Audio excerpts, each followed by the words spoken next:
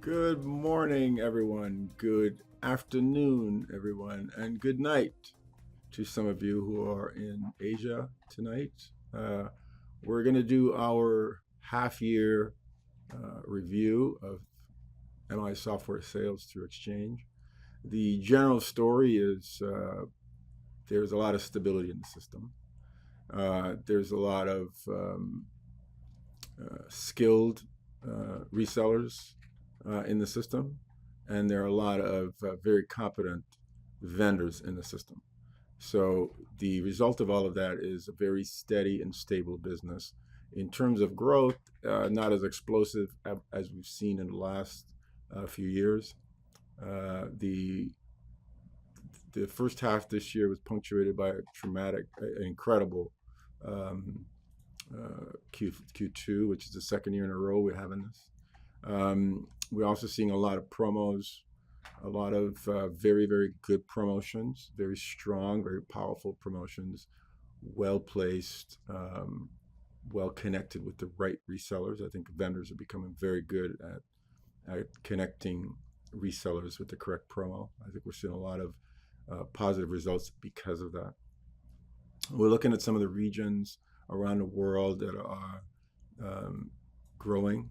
Some would say escalating, some would say explosively growing, and some which are flat or mature, probably a better word. And then of course we'll look at the general trends in the world in terms of where markets are going, where consumers are to be found. And some of you are in those markets right now, and it's good news. It explains some of the reasons why your markets are growing. We'll also close out the meeting with vendor presentations from Lewitt, SSA Plugins, and Beatflo today. All exciting new products that have been joined to the Exchange assortment over the last few months. So let's jump right in. We always like to start with an homage to our friends at IMSTA. We have been working with IMSTA. IMSTA is part of this family.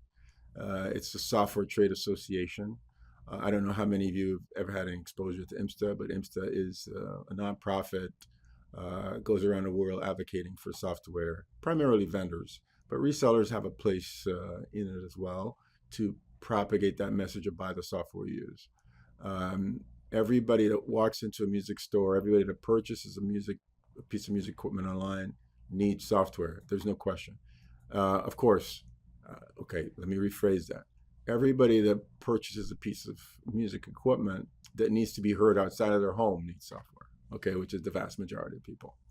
And if you don't sell them that software, somebody else will. Or they'll buy it online or buy it from the manufacturer, but they'll get it because they need it. And IMSTA has been advocating for software as a part of MI, as a part of the industry, working with NAM, Music, China, many other places. So it's something that you all should support. I think a membership is $350. It's, it loses money. It doesn't need your money, but it certainly could benefit from a little bit of money from you. It just helps it lose less money.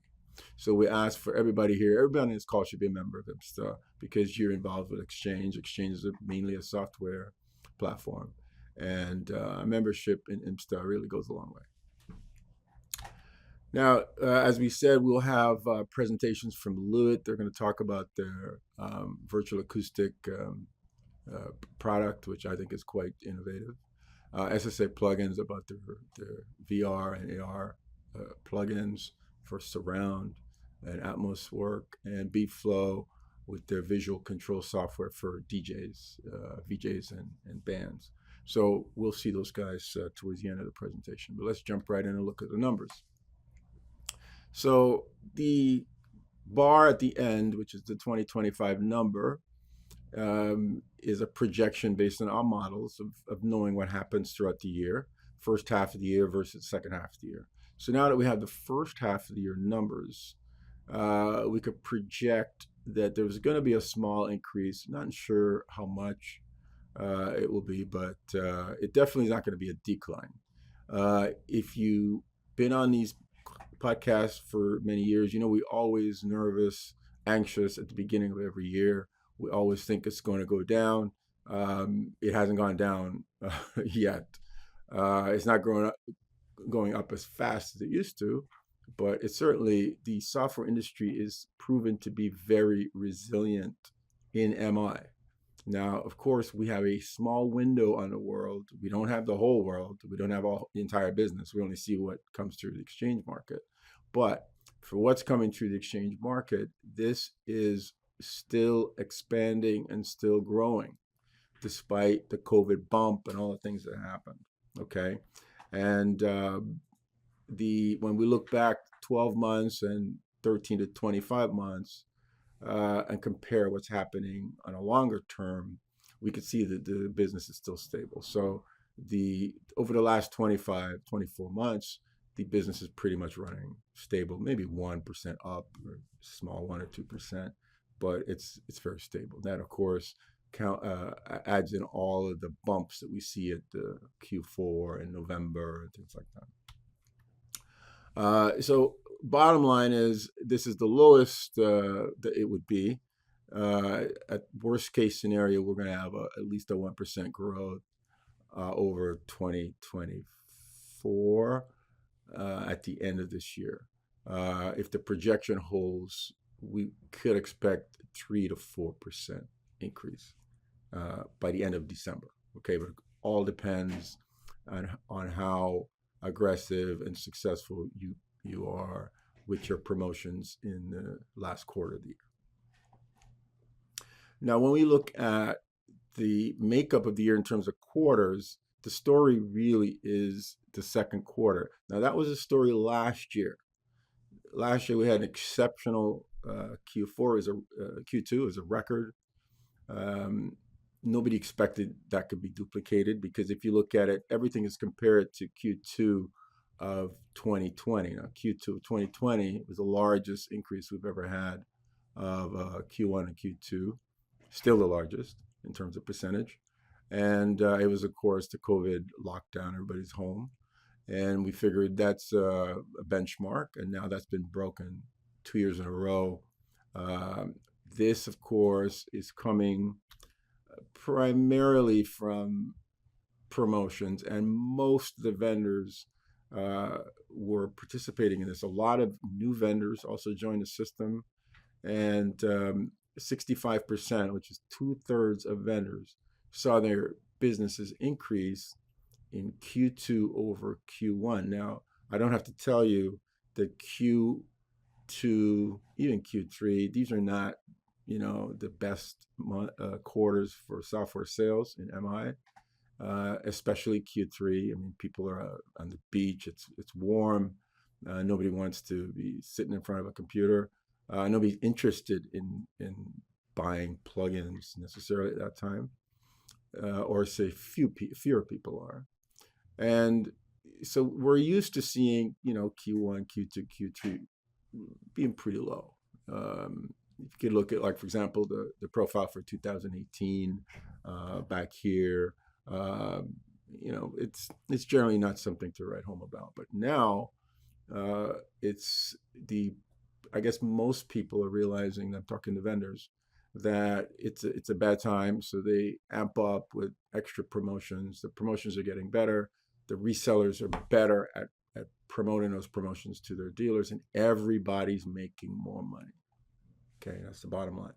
So this was not a record. It didn't beat 2024's Q2, but it was very, very close, and it was because of a number of promos. And if you look at the promotions as a percentage of the overall sales, in Q1 it was 31%. In Q2 it was 42%.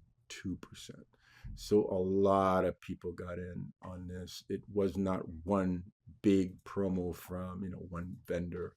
It was multiple successful promotions that were put in the system and that were executed very, very well by the resellers.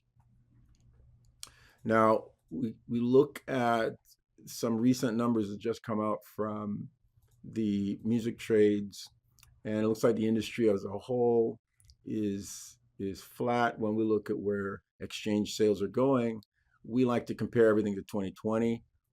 we zero everything at 2020 and we see where we've gone from 2020 numbers. And as you could see, the industry is kind of back to the pre-COVID levels, and which is not a bad thing. I mean, 2020 was not a bad year; it was a good year.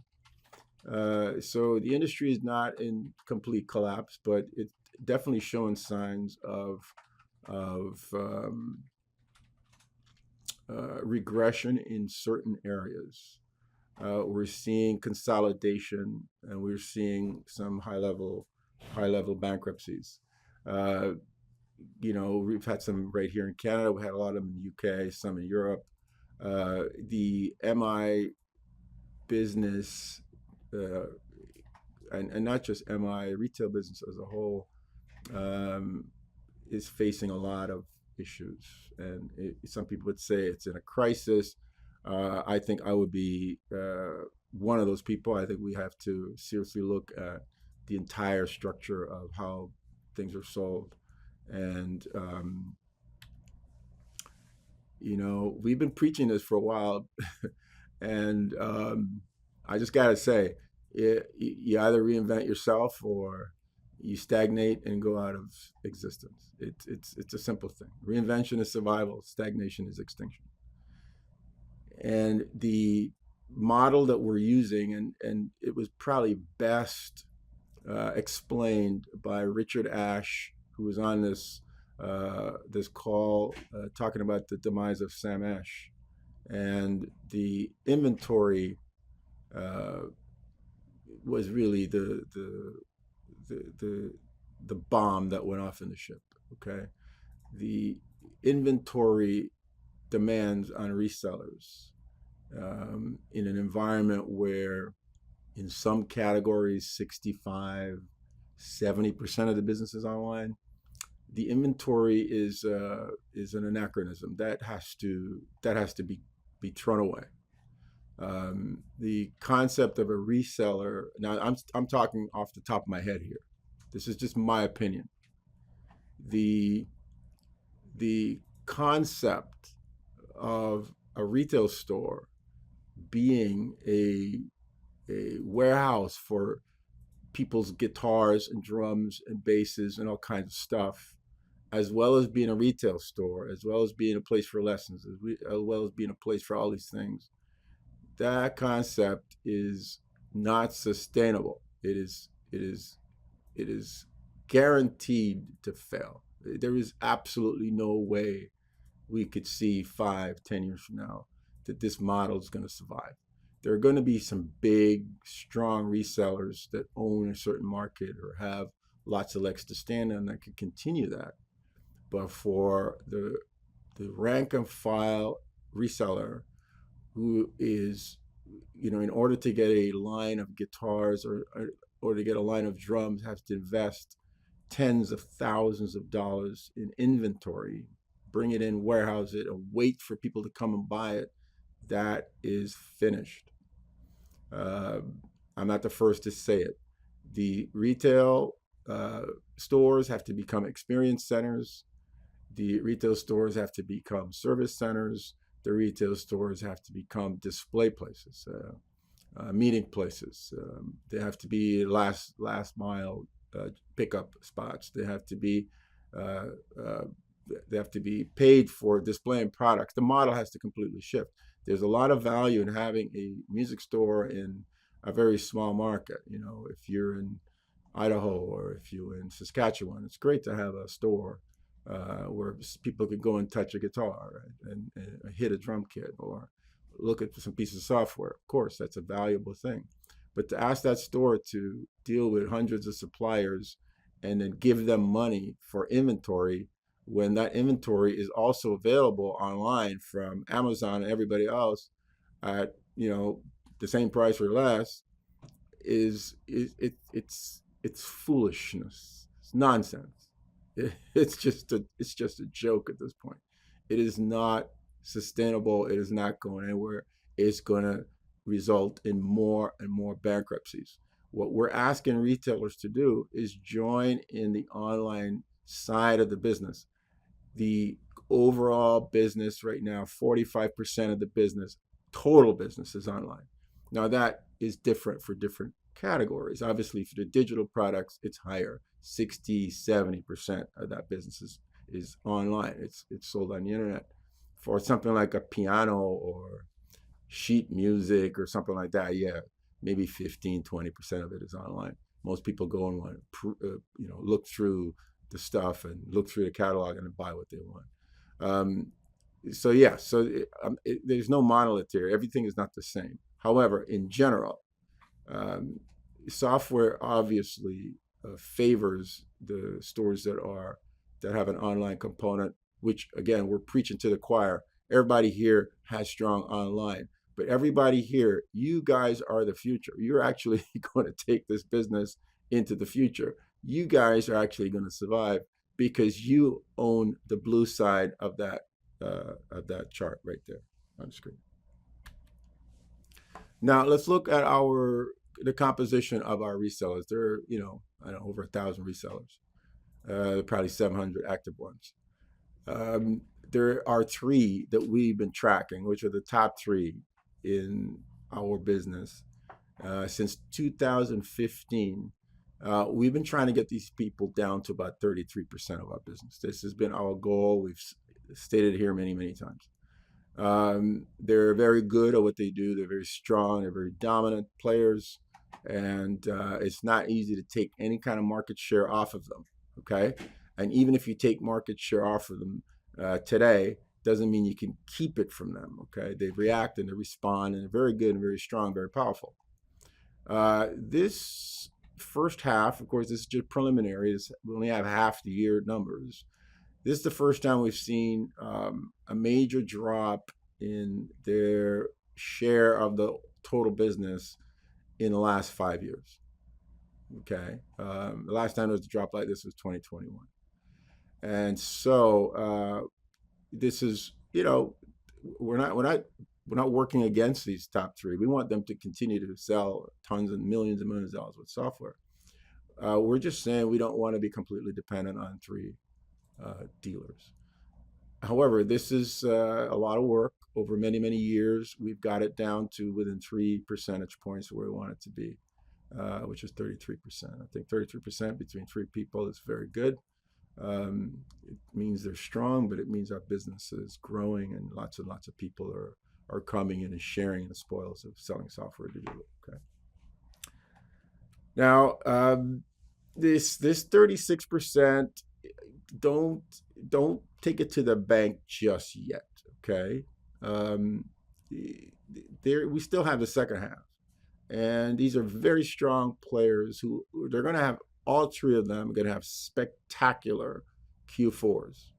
So it remains to be seen if this could maintain itself through the end of the year. Okay. And if you want to know who these people are, I can't tell you. You probably could guess one or two of them. But this group has not changed. The composition of this group has not changed since 2021. It's been the same three retailers. So when we look at our overall business, and it's significant, three people are taking 40% of it. Just three. That's good, I bet. Now we look at the top 10. Similar story, not as dramatic. But the top 10 resellers, they also gave up market share, the share of the business. But this had a different reason. It was because certain dealers fell out of the top 10. So we had some people fall out of the top 10 that maybe maybe not strong, or there is a definite change in the composition here.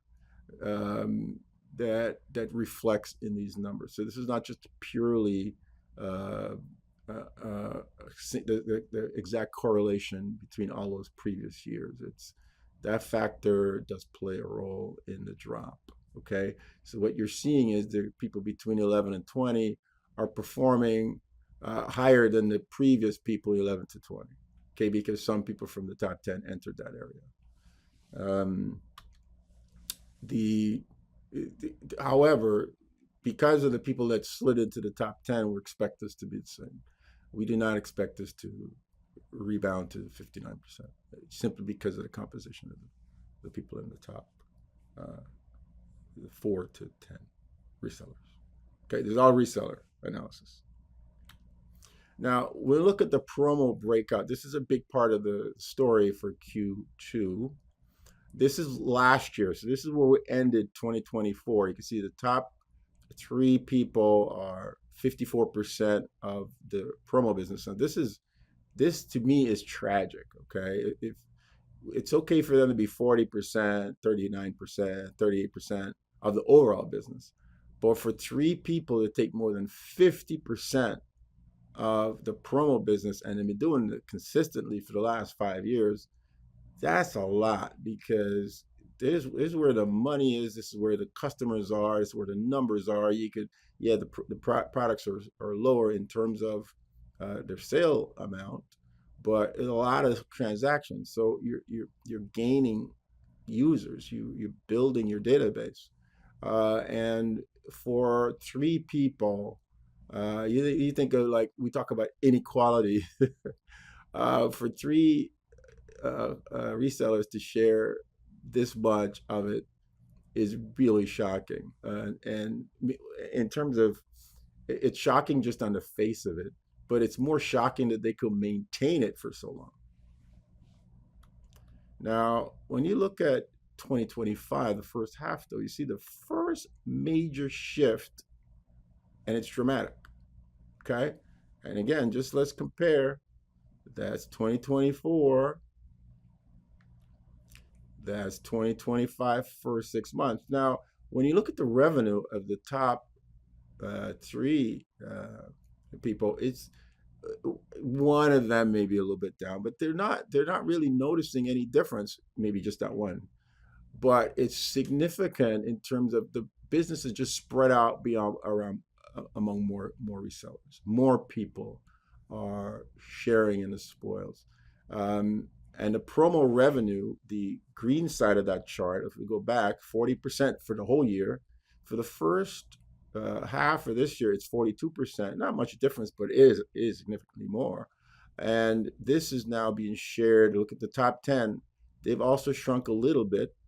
Okay, they've pushed back into the top 3, and of course the outside emerging side, they have been very strong. Big surge in their business, 14% increase in people outside of the top 10. Now, as we said before, looking through the numbers, it's because some of the people that were using the top 10 slid into this group, but still, we're seeing some major shifts in the business, and this is great news for us, because what it means is there's more democratization of the business. The business is divided among more resellers. We are reaching more parts of the world.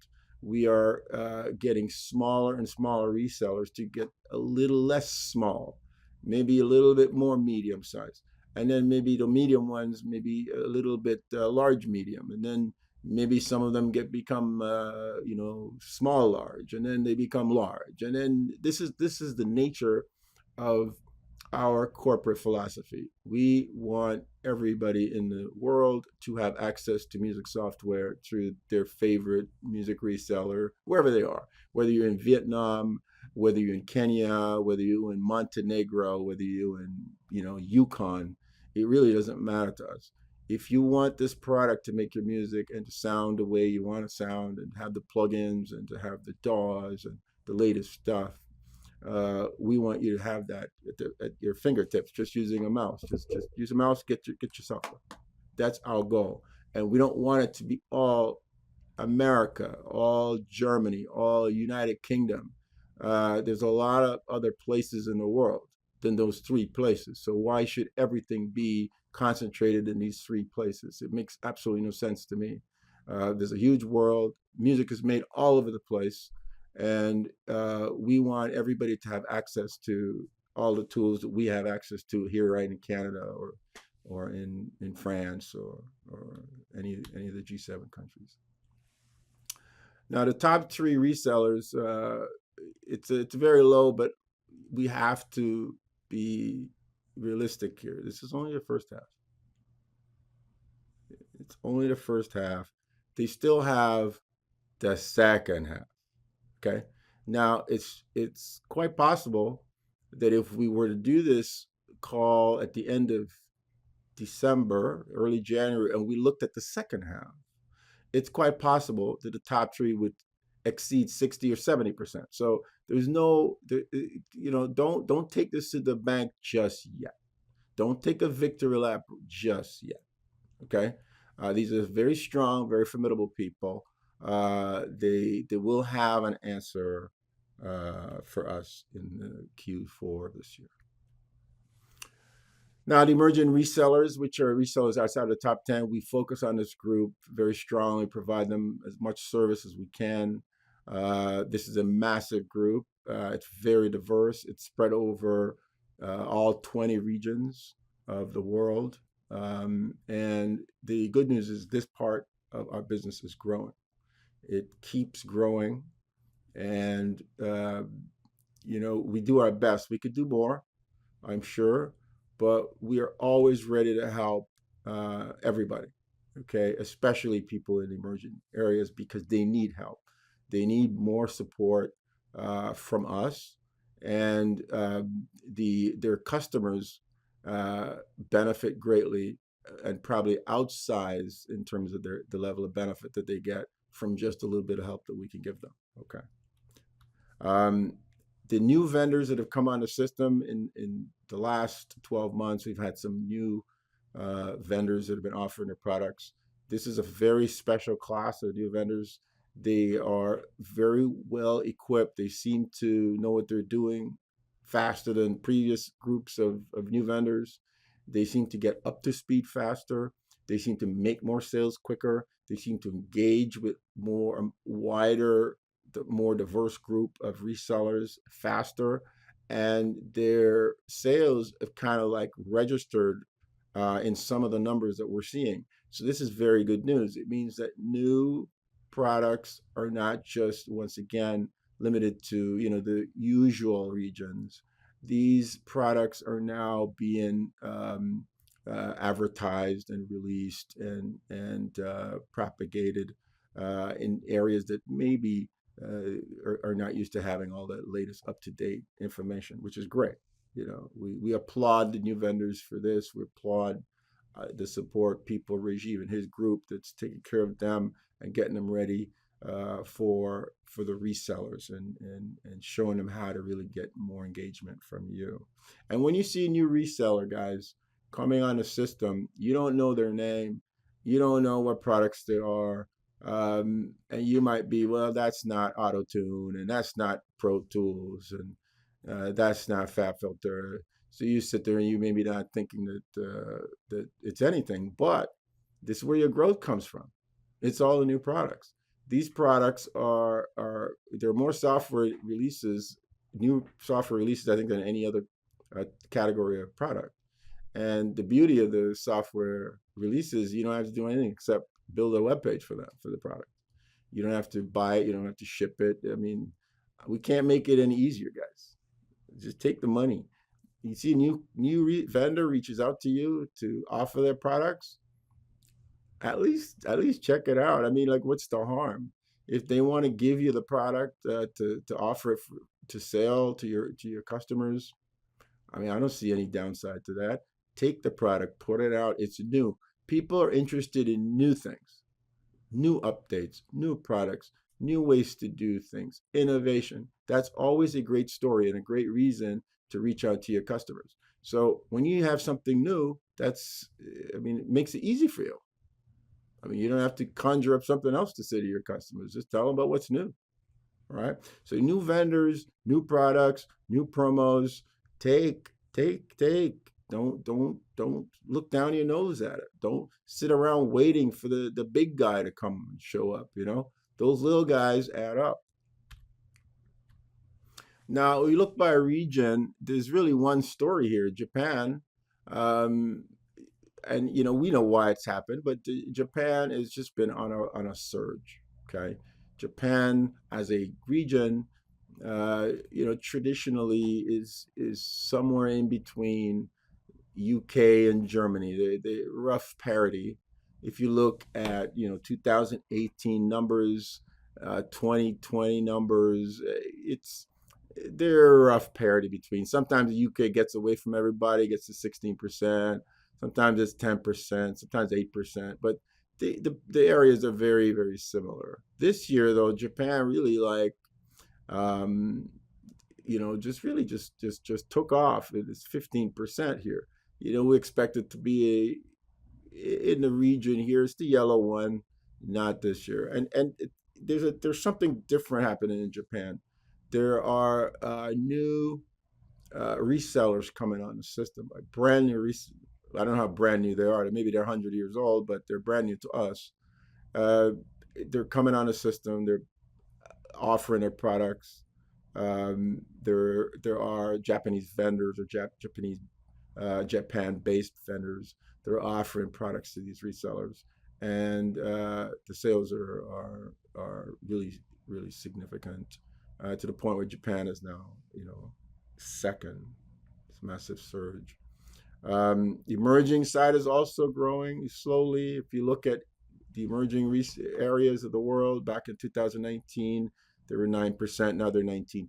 So that's it's a doubling in terms of the percentage of business that we see from our overall business.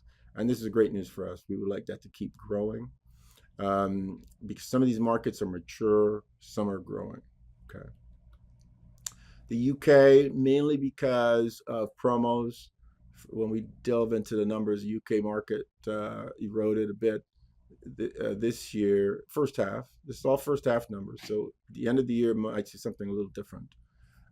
Mainly because they did not capture their typical lion's share of promo business. A lot of promo business was distributed all over the place. And the consumers in some of these areas obviously were presented with these products from locals or people that are in those markets or in those regions, and they bought them, and they did not reach out of their border to buy products from places far away. Okay, as much.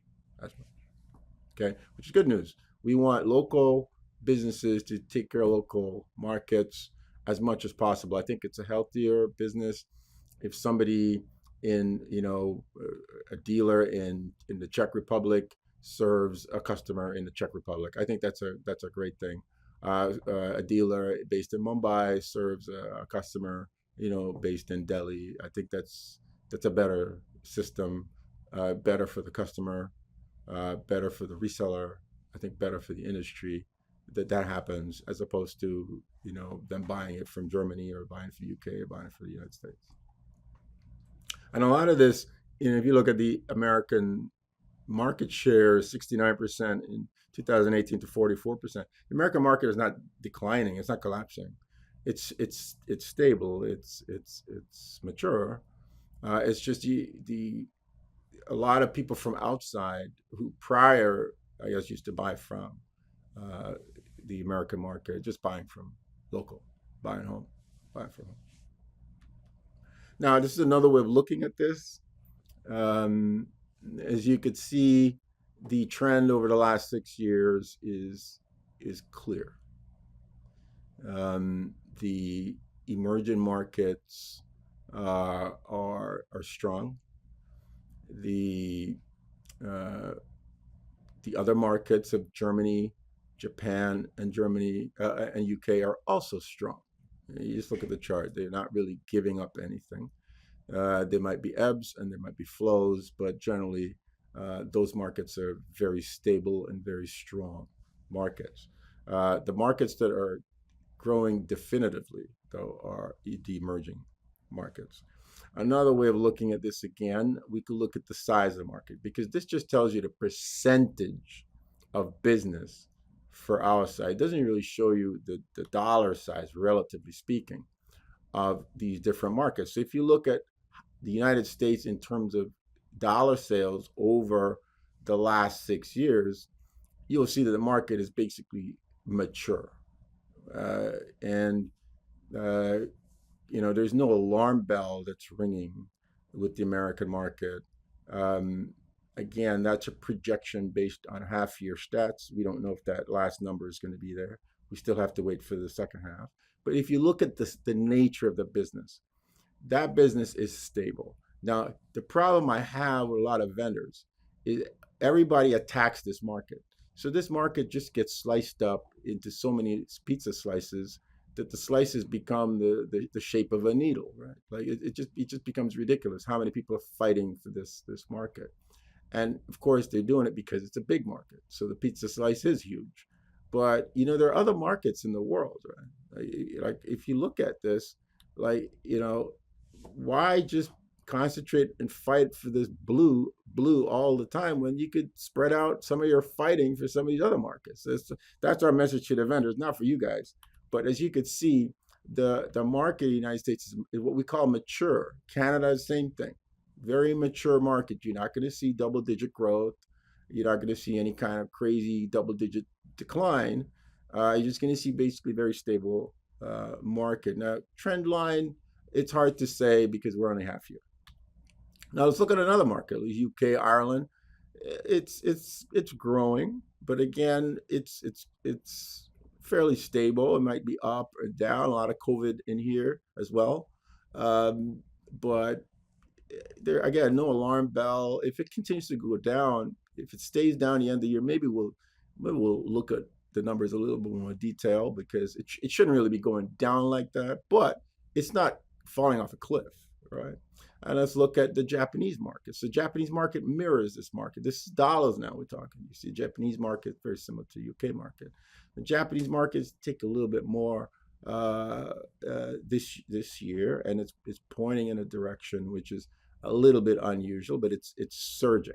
Okay, so if you look at the general direction, UK, just kind of sliding downwards. The Japanese market really, I would call that a surge. That definitely is a surge. Let's look at the German market for a second. So the German market, again, roughly same size, but again, growing again. Nothing to no catastrophe here, but again, you're not seeing any major pluses or major minuses. It's mature. I mean, we have to call it what it is. It's a mature market. And then the group of countries outside, the group of regions outside, this is steadily growing. So this is in one direction here, and we expect by the end of the year to have some pretty strong growth. While you can see Japan's growing, some of these other markets are growing as well, but you can see the direction here is in definitely up. Now, if we drill into the emergent market and expose the different regions inside of that pink line that we have on the screen, this is the picture that you see, right?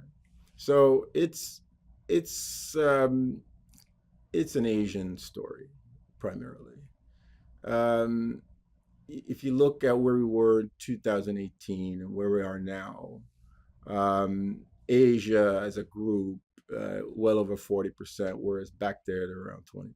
So that's a doubling in that period of time. A big part of that is China, Korea. Those two markets are very strong. Southeast Asia is strong as well. Middle East, West Asia, these all make up that group, and South Asia. This is kind of like the first couple of years we've seen South Asia showing up. South Asia, of course, primarily India, and that market is a difficult market, but every market is difficult. Like, the United States market is difficult. Like, try opening up a pizza shop in New York City. Like, there's no market that's easy. For us, there's some challenges in India, but those challenges are just another bunch of challenges. You just attack them like you attack all the other challenges. You know, we don't really care. I mean, a challenge is why we get up in the morning is to say, okay, what challenges we got to deal with today. So we're not afraid of them. We're not like trying to hide from them. Uh, yeah, I don't really care bigger challenges. I mean, the challenge just means you got to attack it. You got to figure out what to do and go after it, right? Um, but Korea definitely is a great story. And one of these days, we would really like to tell the story of Korea and tell the story of China. These are two uh, big success stories in some of the outreach that we've done here over the last, 10, 15 years. The Chinese market, 2017, was nothing. The Korean market was equal to nothing. Um, and it was, it was just two or three people. Like, you got 1.4 billion people in China, and you have, I don't know, 80, 90 million people in Korea. And it just took two or three people to turn our market around. You think about that. You don't need 100 dealers. Think about that. Just two, three. In Korea, maybe just two. In China, maybe four or five. That's all it took. And those four or five people, well, it wasn't easy. It didn't happen overnight. They believed. They just believed. What did they believe? They believed that they could do it. They believed they could turn this market around. And what did they have to turn around? All they had to do was, first of all, redirect all the Korean and Chinese business internally. So get out to the customers in China that, hey, hold on, wait a minute. Look over here. Here I am. We have the same software that's available outside of China. And we sell it in yuan, and we sell it at the same price. That's the first message. That's pretty much, at that point, a customer in China has a choice. You want to buy from a foreign country, or you want to buy from somebody local in your own currency, where you can probably argue with them if there's a problem, where you're protected by whatever consumer laws are resident in your country. You're in Korea. What do you want to do? Spend Korean won to buy from a guy in the same city you're in, or buy from somebody in the United States or Germany or UK? Like, what are you going to do? You get the same price. You tell me what you would do. You want to give your money, your credit card, to somebody in England and get charged in pounds or US dollars with your Korean won credit card and Korean won bank statement? This makes a lot of sense. It doesn't make any sense, especially if the price is the same. So that's really, it's not it's not like something out of Harvard Business School. That's all they did. They just say, hey, look over here. We got the product the same price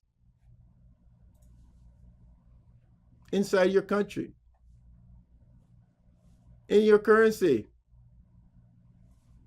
and we dream in your language.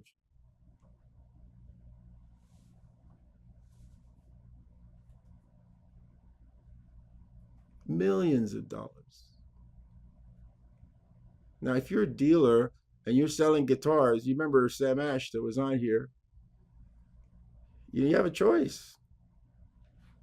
You can keep doing that, and you don't have to stop that. That's your DNA. That's what you put on earth to do. But you could also sell software.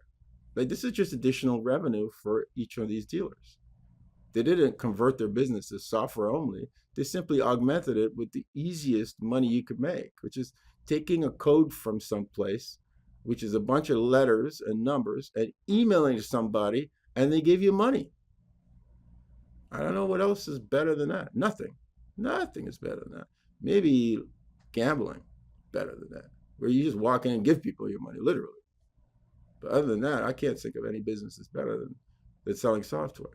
So these stories are, we're very proud of them. Similar story, which is kind of hidden inside of the woodwork there, is France. We've been looking and tracking France for a long time. France and Northern Europe. Now, you got to remember, these are not dollar numbers. These are just percentages.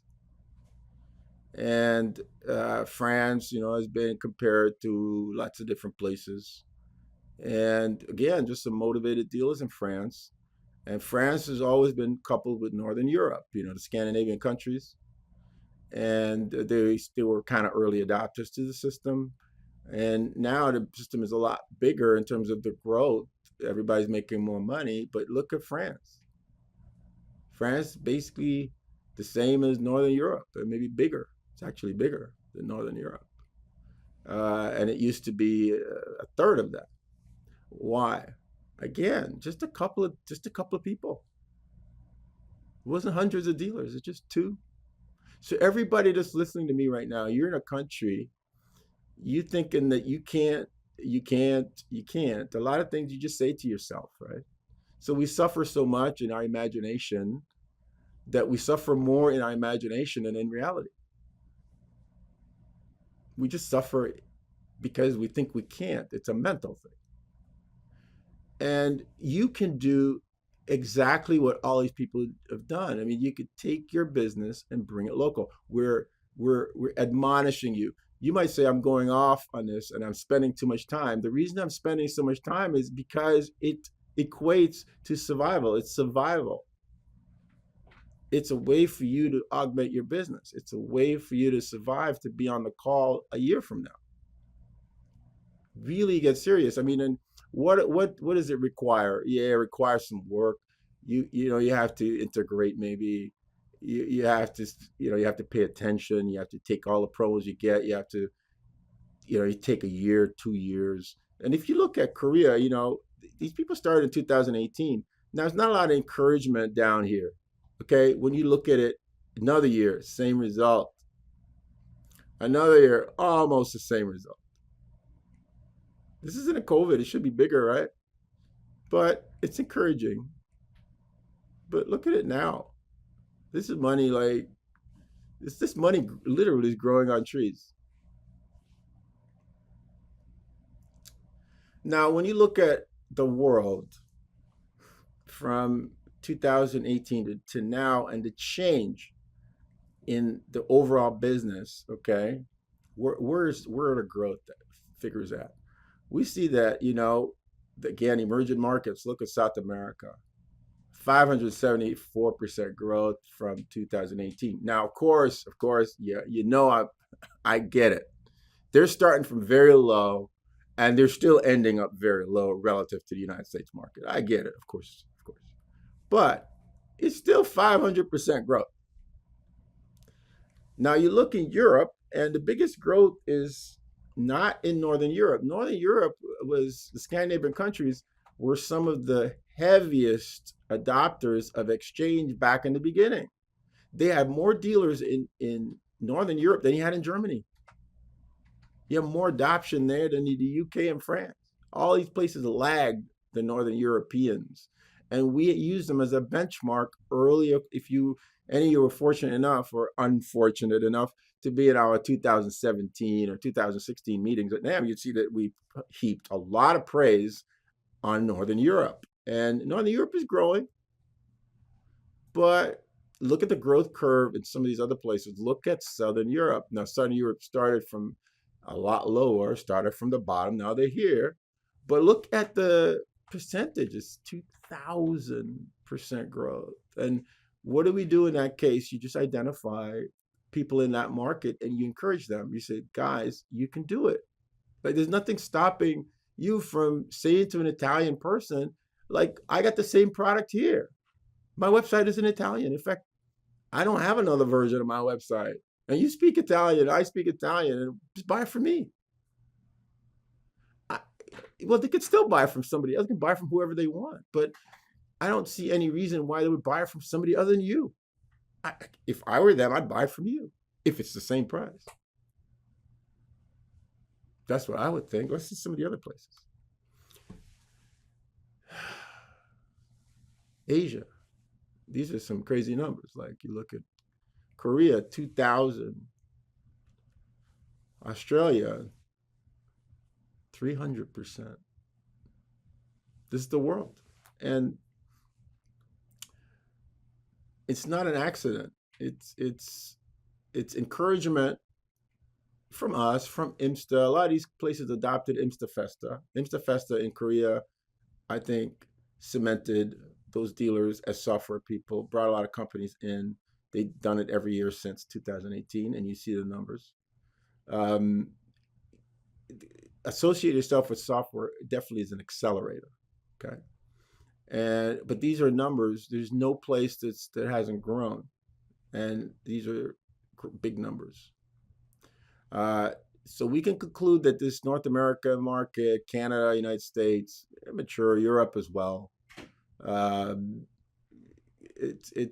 Europe is growing, but it's still very mature. South America, Japan, these places we've seen triple digit growth over that same period. So some areas are very strong. I think out of the whole group here, Japan is probably the brightest light, um, because they came from very small to very strong numbers now. And of course, the Korea market, it's in a class by itself.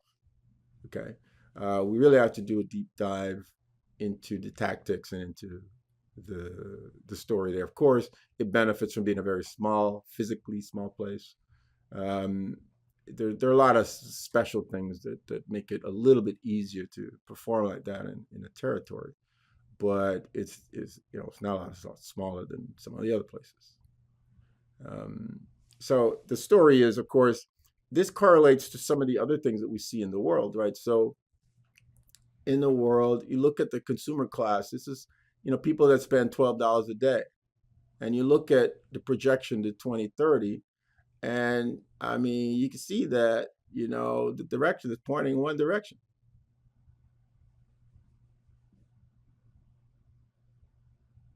By 2030, which 5 years from now, there are going to be a billion people in China who are going to spend $12 a day on something. Um, I mean, they're going to buy whatever they want to buy, but I think they're going to buy music equipment also. They're going to buy all kinds of stuff. They buy whatever they buy. That's not our problem to worry about what they buy. They buy whatever they want to buy. I think that they're going to buy our product if we put it in their faces and tell them how great it is. And if they're musically inclined, if it makes sense, if it looks good, it works great, they would buy it just like they buy everything else, right? And then another way of looking at this is, if you look at the size of the market, um, in the future, this is 2030, it's this is a big chunk of the business. So when we look at the numbers, and this is just generic consumer information, this is the size of the number of people that will spend $12 a day. Um, when we look out, these are from, of course, the Pew Research Center and the World Bank. So when we look at our numbers, yeah, we could see the direction in 2030. We're going to have significant business in a lot of these areas. So we want to say that as an exchange market, we we are a global. Uh, we have a global mindset. We've always had a global mindset. We serve everyone. We serve Canadians. We're right here. We're based in Canada. We serve Europeans, Americans, Africans, everyone. We are here for everybody. We want you to succeed. We want you to build your business locally. We have been saying this for years, and some places have actually played it out for us. We've actually seen the results ourselves from our council and from people implementing some of the ideas that we've put forth in this meeting. And these ideas will keep coming. You might get tired of me saying it, but we're just going to keep preaching it, right? So going back to our original chart, as I get ready to turn this over to our vendors, this is really the story of Exchange. It's more than just rhetoric. It's a great supplement for your business. For some of you are software only, I'm preaching to the choir. For the people in here that are dipping their tippy toes or just a part of the business, put some effort, put some energy behind this part of the assortment, because the MI business is flat or declining. It's consolidating. It's a difficult, more and more difficult phase, more and more difficult space. And this is not going to be something that is going to be easily reversed. I think there are forces bigger than us that are outside. Amazon, these people are not getting any worse at what they do. They're getting better at what they do. So we have to augment what we're doing. And software sales is still an MI. We're not available in the wider world. We're selling a niche product. You guys know this stuff. Nobody else understands what we're selling.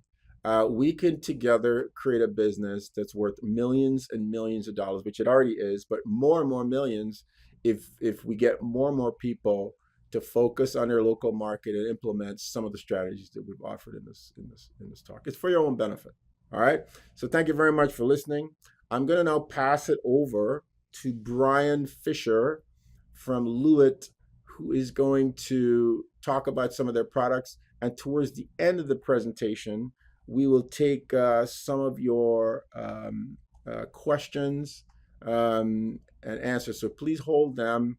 We will talk about all the aspects that I discussed as long as you would have me answer it. So I will now pass the baton to Brian Fisher. Brian, are you ready? I am. Yeah. Can you guys hear me? Yes, we can hear you fine. Awesome. So I'll just share my screen real quick. So yeah, I work for Lewitt. I'm on the US team. Lewitt is based in Vienna, Austria. And we're known for making microphones, primarily both studio and live, more recently interfaces, and even more recently software. So we just released our first software plugin, Space Replicator. And so the goal with this plugin is really just to make it easier for anyone to get a great mix that can translate anywhere. The idea of Space Replicator is creating as realistic virtual spaces as possible for mixing and mix translation. So Space Replicator is unique in a couple ways from some of the other solutions that already exist out there like this. One is we created a totally new process of how to create a virtual representation of a room that actually accounts for the direction of sound waves traveling over time and renders through a personalized binaural profile. So a lot of these are either based on, more static like impulse responses and just a default HRTF, but we actually developed an easy listening test so it can cater to exactly how you uniquely hear audio, because we all have unique shaped ears and heads that affect how we hear sound, and it's really challenging. It takes it's a long process to actually get your ultra accurate HRTF measured. But we've developed basically a listening test to make that easier. Another benefit of this plugin is that you can use the headphones that you already have. So it's able to apply a calibration profile. We have over 600 headphone models in the system that you can choose from, including in-ears, including some consumer headphones, and then a ton of studio headphones as well. So this gives you a starting point. And yeah, let's just jump into the plugin. I'm going to walk through some of these features and spaces. So first off, here on the bottom left, we have a safe headroom feature. So this is on by default, and it just makes sure that you don't clip the plugin as you're going through spaces, since they all have a little bit of a different frequency response. And then over here on the right, this is where you select your headphones. So we have all the different brands here, and then under the brands, you can find all the specific models. I'm going to leave it on default for now because I'll play a sound sample. And then here you have binaural profiles. So the process of creating a binaural profile, you just click this button and it takes you to our website. And so you have a My Lewitt account where you can be logged in and run through this test. You basically choose your headphones, from the drop down, and then it presents you with a couple different audio examples. And basically what we learned through a lot of testing is that you can derive a really accurate binaural profile by just testing what sounds realistic to someone in terms of stereo width. So you play the two samples and you basically choose whichever one has, the most realistic stereo image, not too wide, not too narrow. And then you choose which one is better and you continue on. Once you finish that process and save the profile, you can come back to the plugin and hit refresh, and that binaural profile will show up in the drop-down list here. And you can create multiple profiles. Sometimes it's useful to do the test a couple times to really, make sure you understand the test, and sometimes you get different results and one may work better. So with that, all that said, let's jump into some of the different spaces. So this first one is actually a studio at our Lewitt headquarters. So this has custom speakers built by Dave Heigner. This is where we shoot a lot of our social media content. So an obvious first choice for a space to model for us. Here's Bypassed.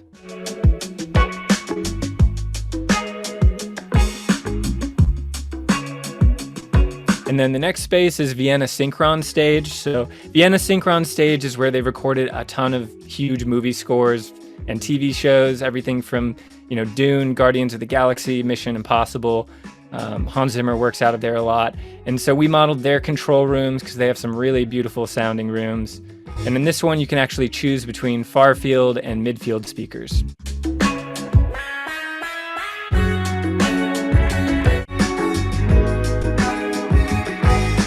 The far field speakers have a bit more ambience, which can be useful for mixing orchestras where you want kind of a bigger space to mix in, a bigger sound stage. This next studio is White Sea Studio. So he's a well-known YouTuber, reviewer of plugins, but this is his mastering studio. It's a very tight, dry sounding room, a more subdued high end, so good for long mixing sessions and mastering sessions without ear fatigue. We have Lewitt Studio B. So this is great because it has minimal reflections. It's a smaller room, near-field speakers. So it's great for more detailed work or if you just don't want as much room coloration.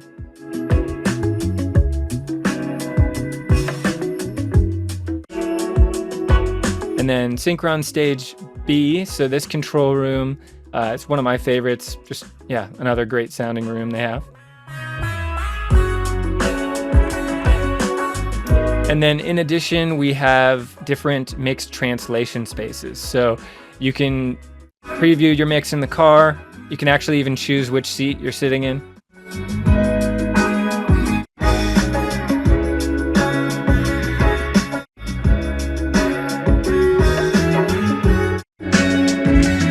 And we have Watergate Club. So Watergate Club's a legendary Berlin club, and we were able to get in there and model the space before they, dismantled it. So you can actually hear your mixes if you make electronic music in a club that's empty or with a crowd.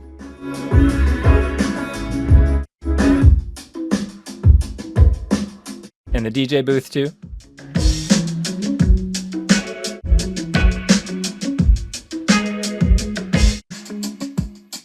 And then we have a living room setting with a bunch of different consumer devices, smartphones, and a laptop.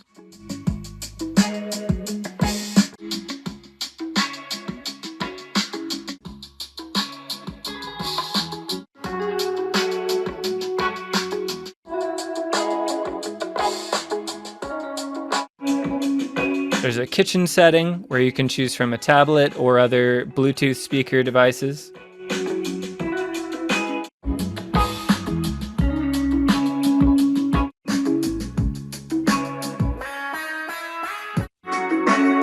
And then TV speakers and a sound bar.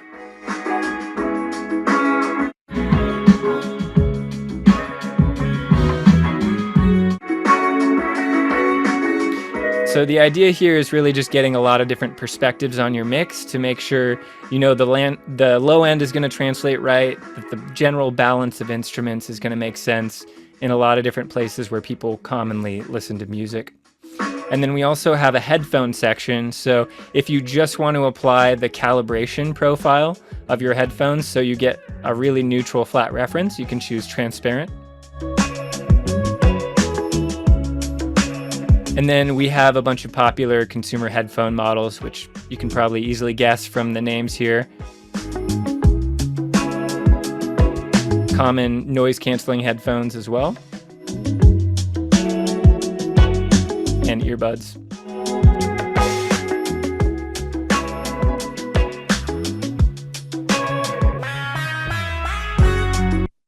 So yeah, basically, we're going to be continuing to add new headphone profiles, new spaces over time, and you'll be able to kind of easily sync the plugin to get all the latest updates each time you load your session.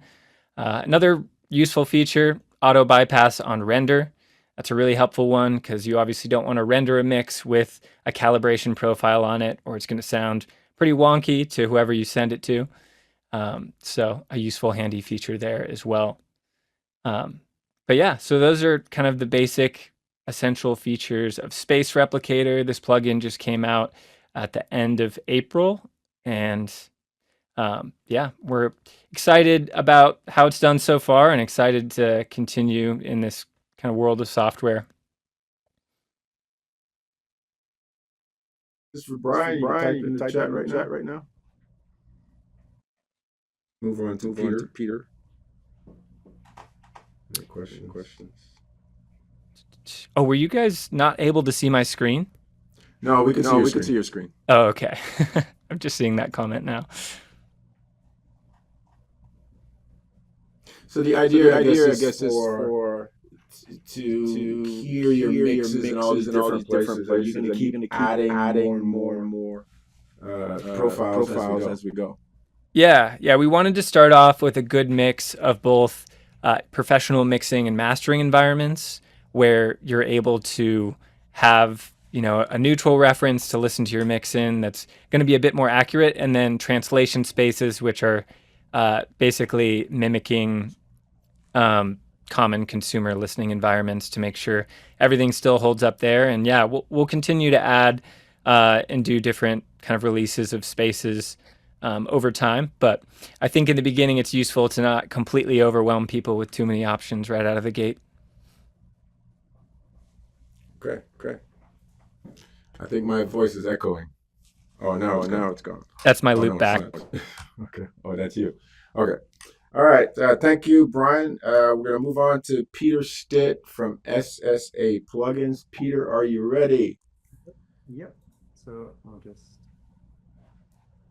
share the screen here. Hopefully you can see. So is that coming up for your presentation? Not yet. No. Coming now. Yep, there it is. Cool. Okay. First of all, thanks for having me. So I'm Peter from SSA Plugins. Sort of quick bookkeeping note is that you'll find me listed as a Causeway DSP on Exchange, which is the sort of the main business entity where I do sort of some code licensing and additional development. So SSA Plugins is ambisonic plugins for people working in immersive audio, which is a growth area at the moment. So people may or may not have heard of ambisonics. So I'll do a very sort of brief high-level overview of it.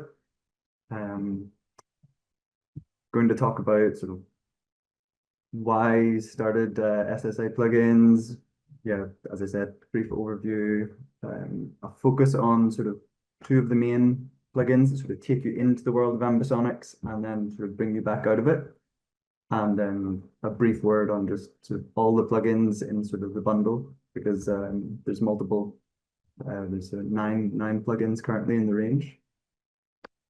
So I started this more than 10 years ago. I was doing my PhD and doing research here in France, and I basically found that at that stage there were almost no tools for ambisonics and immersive audio.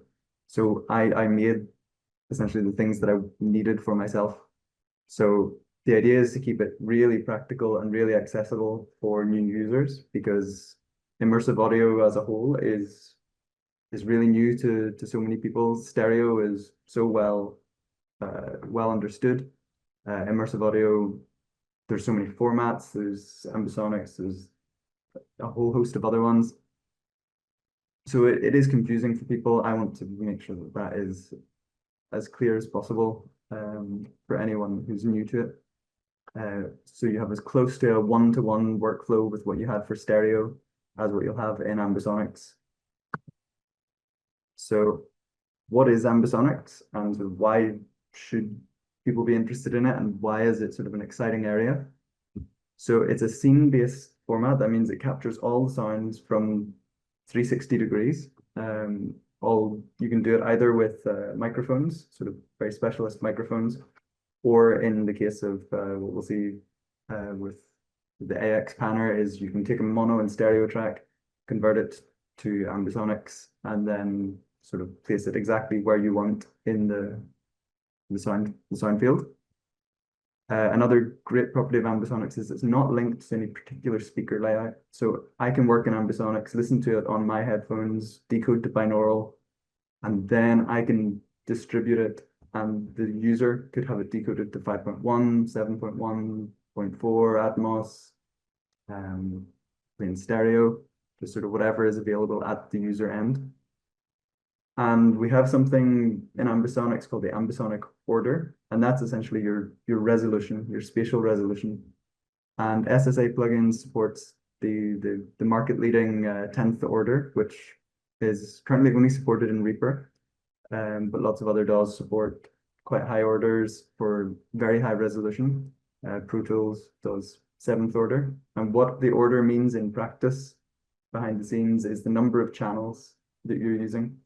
So the lowest order is first order, it needs 4 channels.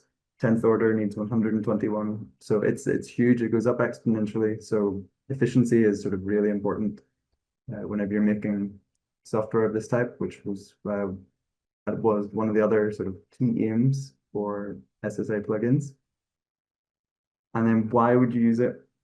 Well, this year, Google and Samsung announced a royalty-free codec. So YouTube is now a distribution format. You can upload your ambisonics to YouTube and hear it. So that democratizes it hugely.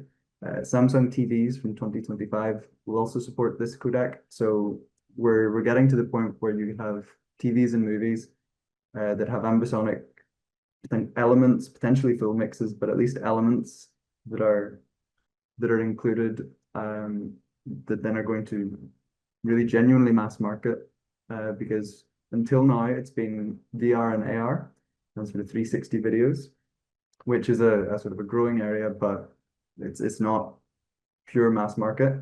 It's exciting and it's really creative, but having things in your TV that can just decode this format is just, I think for me, it's quite an exciting time.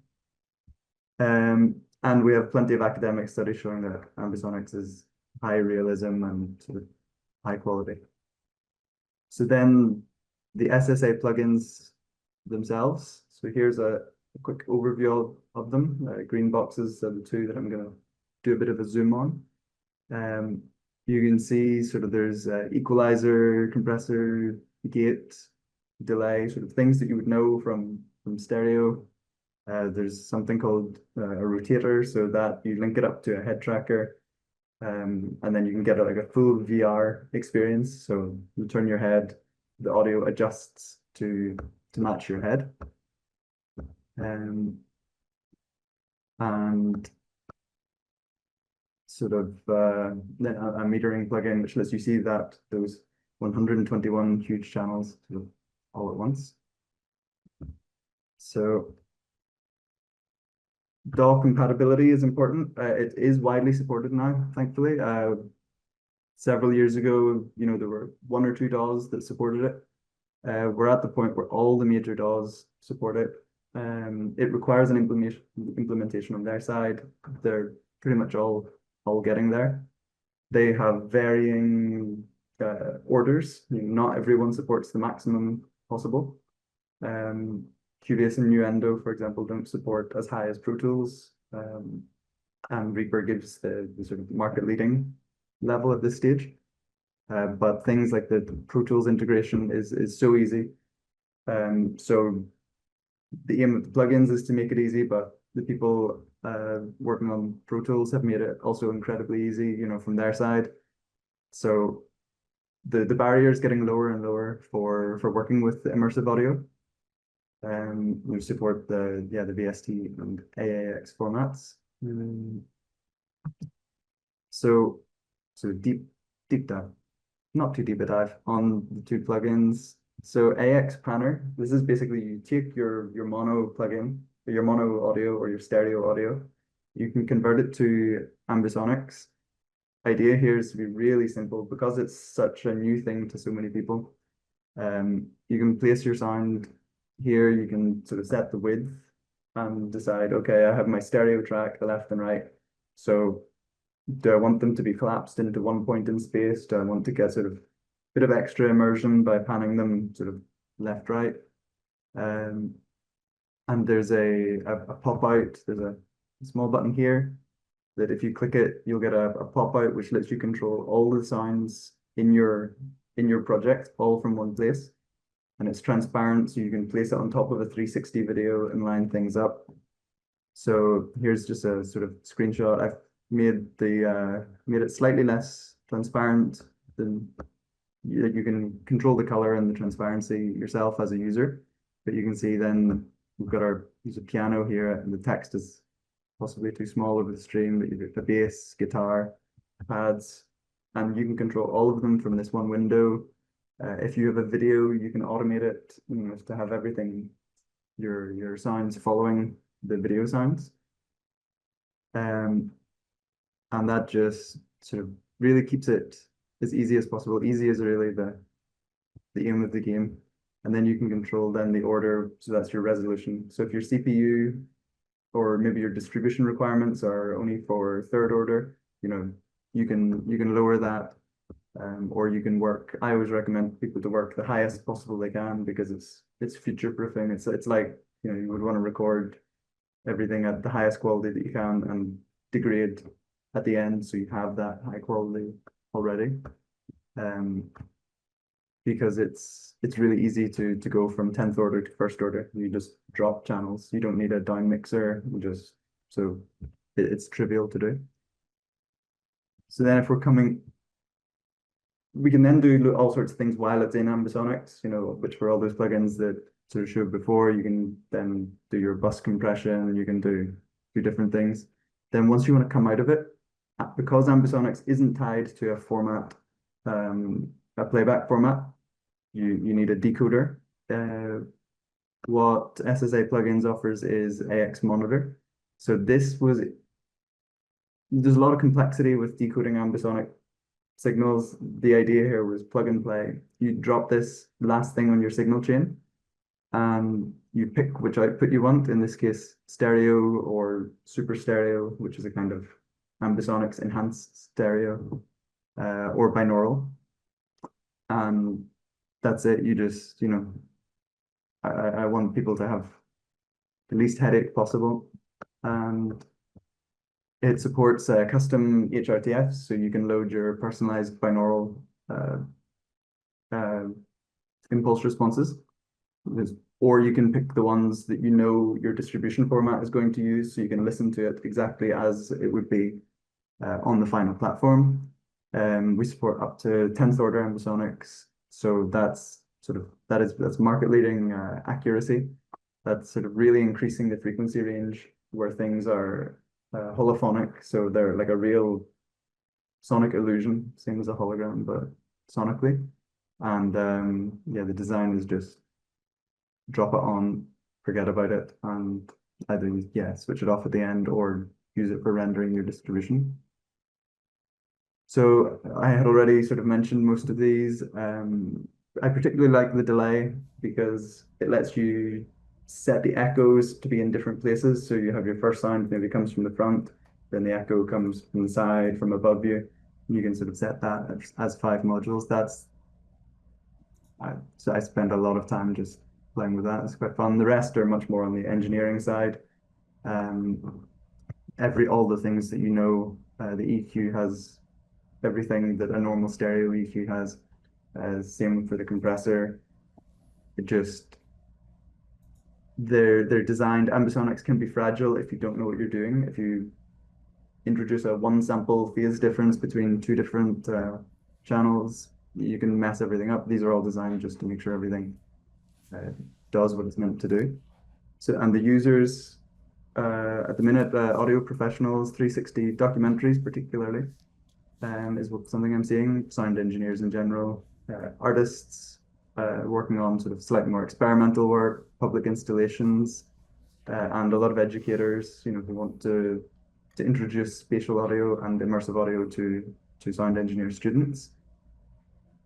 So yeah, thank you for your time. I'd be really happy to connect on Exchange if anyone's interested. Again, that's Causeway DSP is what you should look for. My email's there that people can go to, and I think if I have sort of 1 minute, I sort of can very briefly show here's a project that I've set up, uses pretty much all the plugins, um, just set up in Reaper. And I'll sort of quickly play between the different output formats. So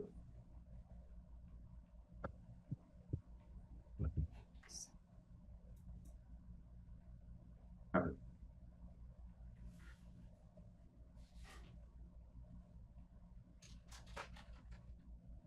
sorry, my mouse doesn't respond.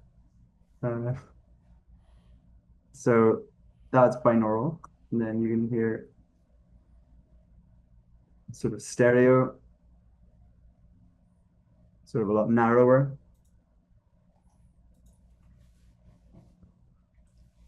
We're not hearing any audio. No. Oh, I'm sorry. Well, I think that's my time anyway. Sorry about the audio. It worked the other day when we did the test, but I guess that's um, sorry. No audio. Sorry. Yeah. Oh, If okay. I have 1 more minute, I can. Oh yeah, see if you could rectify that. Thanks so much. So.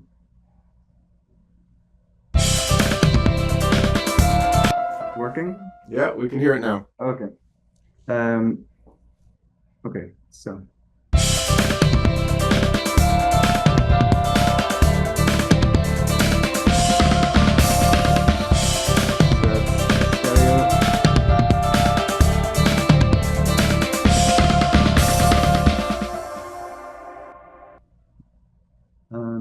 Then binaural, a bit wider.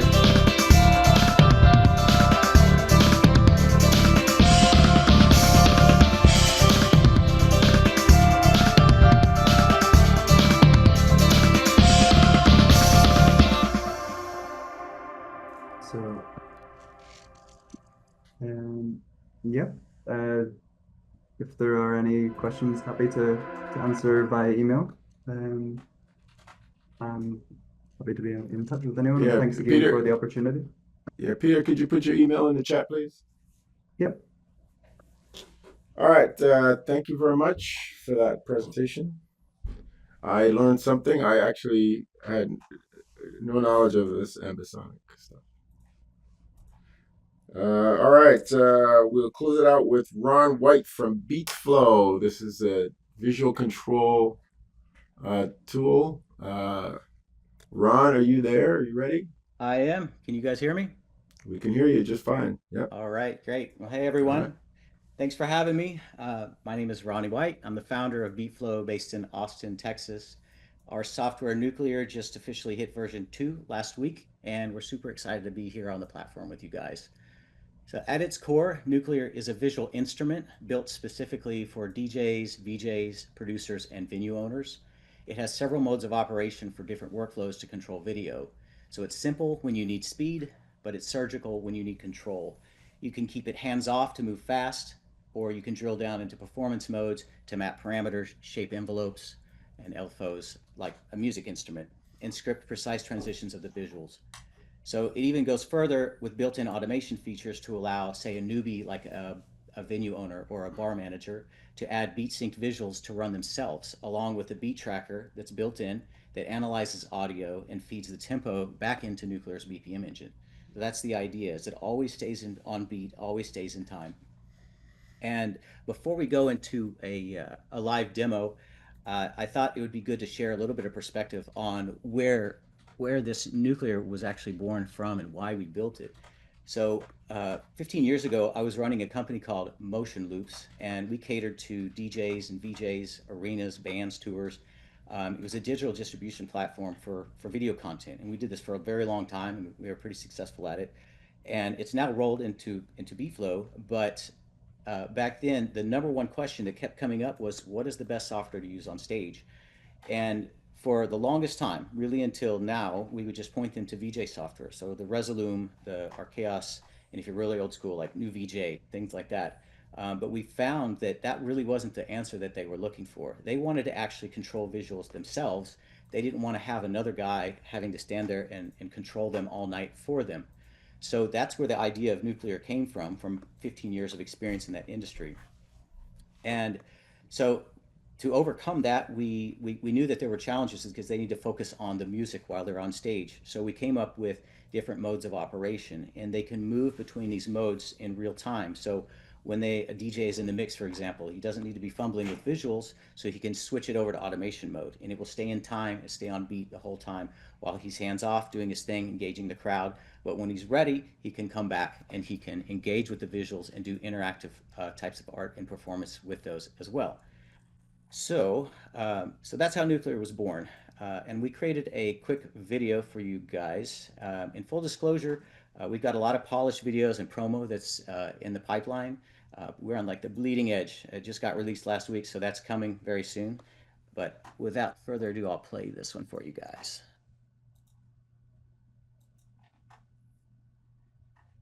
The tempo-synced visual engine built for DJs, VJs, producers, and venue owners. Nuclear analyzes music in real time and drives video output that stays locked to the rhythm, including visuals, effects, transitions, and camera switching. It transforms any audio source into a fully synchronized visual show, making it easy to deliver immersive performances on stage, on stream, or in the studio. Built from the ground up to feel like an instrument, Nuclear gives performers a musical approach to visuals, whether on stage, in the studio, live streaming, or recording. It delivers a new level of creative control, with everything perfectly synced to the beat. At its core, Nuclear listens to the music, syncing visuals, transitions, effects, and even camera cuts in real time. Sync options include Ableton Link, MIDI clock, or Nuclear's own beat tracker, which analyzes audio on the fly. The interface is designed with musicians in mind. It uses music notation and beat grids, so it feels natural to DJs, VJs, and musicians. With quantization enabled, every button press lands perfectly on time, no matter the skill level. With 3 powerful modes, Nuclear adapts to any performance style, from hands-off automation to deep, hands-on control. Automation mode implements playlists that lock their speed and transition timing to tempo. Create playlists, tag content, and store custom scenes that play out perfectly during a session, completely unattended. This is the set-it-and-forget-it mode, ideal for venue owners that just need creative visual options to sync with their Spotify or iTunes-style playlist before the DJ jumps on deck. Performance mode is for taking full granular control. Load visuals into stacked layers, launch real-time generators, assign effect parameters to MIDI controllers, and modulate visuals live, using audio frequency to drive buttons, sliders, trackpads, and more. Studio mode brings visual dynamics to multi-track production and full bands. Each audio input is routed to a dedicated layer, so every instrument, drums, vocals, synths, modulates its own visuals in real time. This creates a fully synchronized, multi-dimensional visual experience. Nuclear supports unlimited video and camera layers, dozens of blending modes, over 300 built-in effects, and integrations with NDI, Spout, Siphon, OBS, Stream Decks, and more. 2 additional SKUs provide optional visual libraries expanding the content, offering up to 10,000 pre-tagged visuals, available for instant download right inside the app. A dedicated branding layer is also available for automatically mixing logos and branding videos throughout a session. They are mixed at preset intervals, keeping the performer or venue identity front and center throughout the session, automatically. All parameters throughout the entire interface can be modulated via audio and looping envelopes or mapped using MIDI or OSC, just like a VST plugin, but for visuals. Once the playlist, layers, and modulations are set perfectly, save them as a scene for later recall. Name scenes according to different parts of a performance and switch them live without missing a single beat.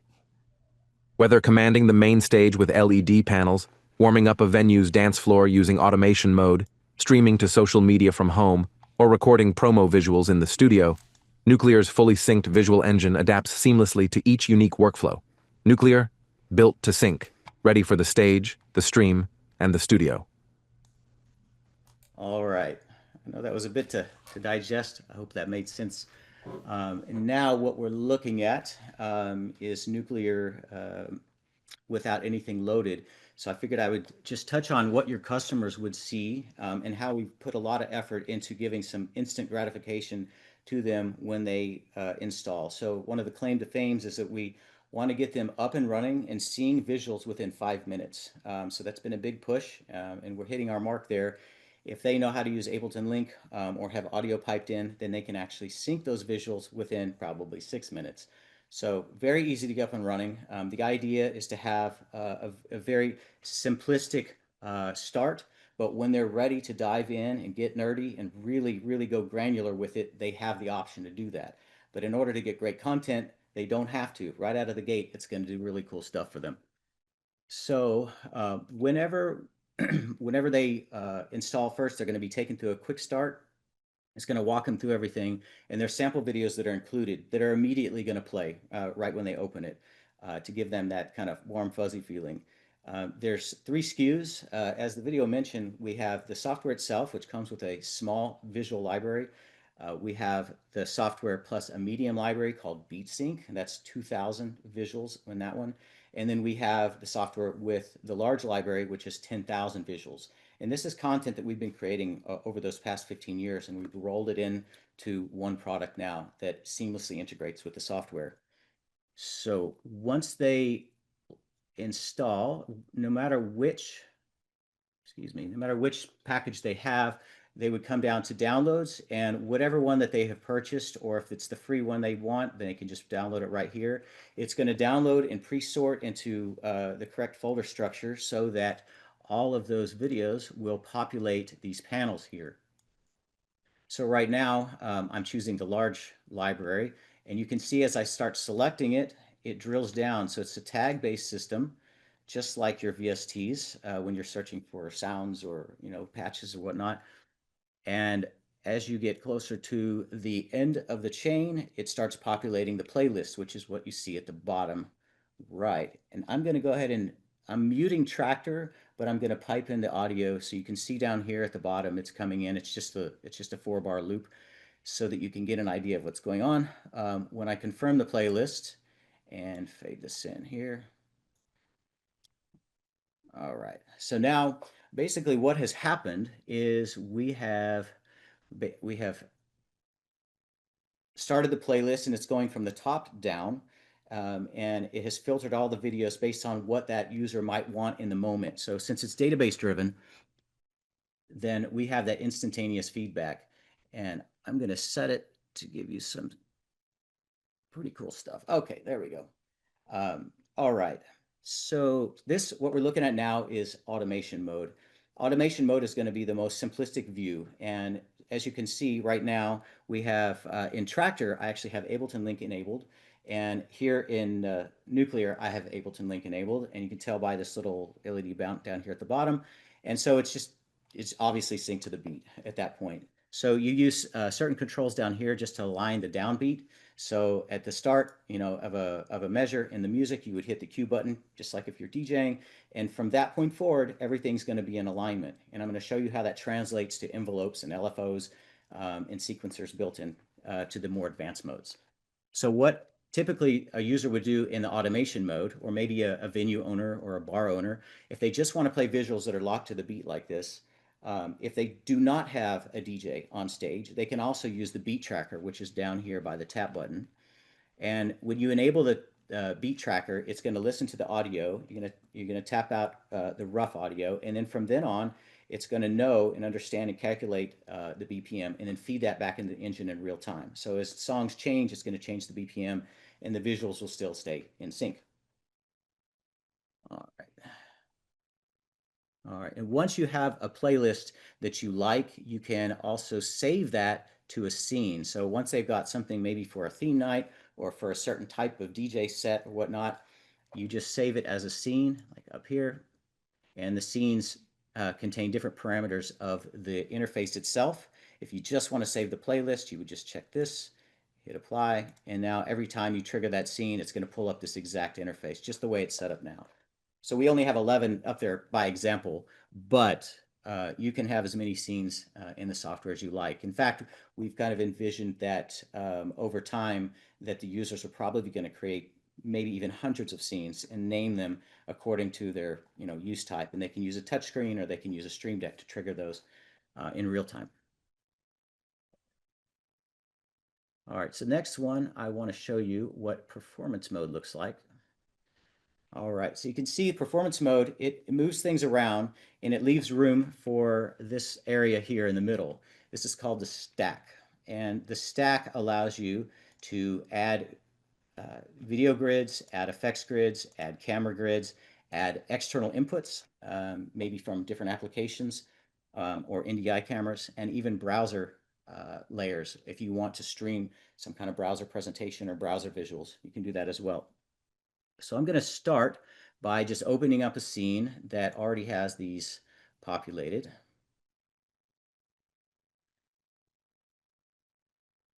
And then I'm going to open up the video grid so you can see more of the granular control. So in traditional software, you typically have one grid that you have to work with in VJ software. The way we've done it is we stack unlimited grids, one on top of another, and allow you to mix between them using blending modes.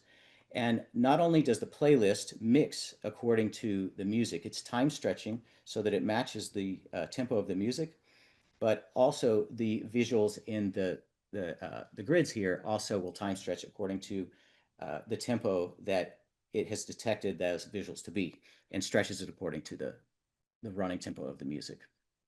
So I'm just going to show you a couple of the parameters here and how you can just go into MIDI map mode just to show, just like all your other VSTs, you can map almost everything to MIDI and OSC.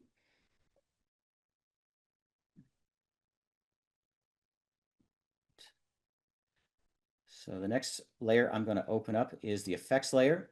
So we have 300 effects built in. A lot of these are generative effects. So basically they react with audio as well. In addition, you can click on the individual effects here to see all of their parameters. Each effect is going to be a little bit different. And this is a good place to show how you can add envelopes in. So if you want to control your parameter with an envelope, you just hit add envelope. And just like a VST, you can create your points. You can add Bezier curves and whatnot.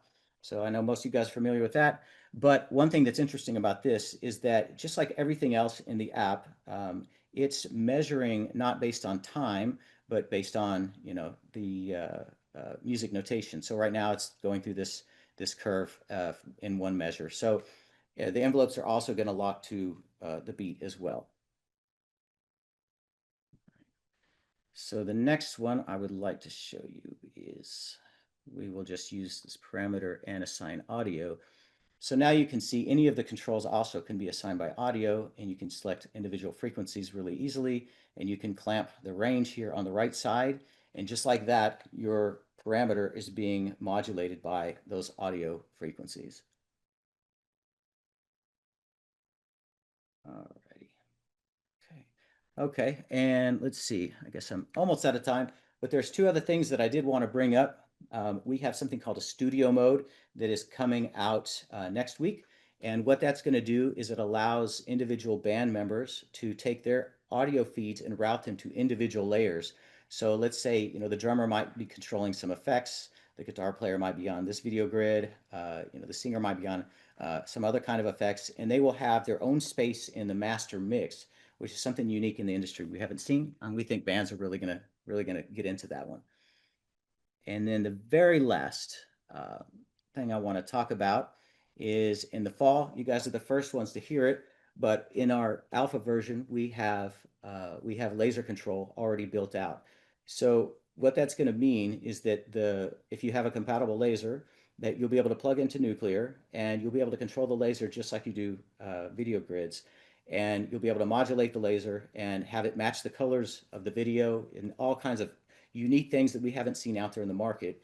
It's a big trend going on right now where you see these headliners where they have the big screens and they're tracing shapes and logos and things on the screen with lasers. So that's basically being done by Touch Designer and lots of other different applications that pretty time consuming to set up. And what we're trying to do for your customers is make that something where it's just a couple of clicks away and they can integrate lasers and video in the same performance.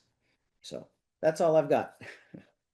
Thank you, guys. Congratulations to our friends in Japan who are still up. I don't know what time it is there, probably after midnight. Our friends in Korea, if you're still up also, you guys have done extremely well. I've already congratulated our friends in South Asia. All you guys are doing very well. The future is bright. The direction is clear. Let's get some software sales in the MI channel. It is actually vital for our survival. Okay. So have a wonderful, wonderful week, guys, and enjoy the summer. We'll see you guys in exactly 1 month. Thank you very much.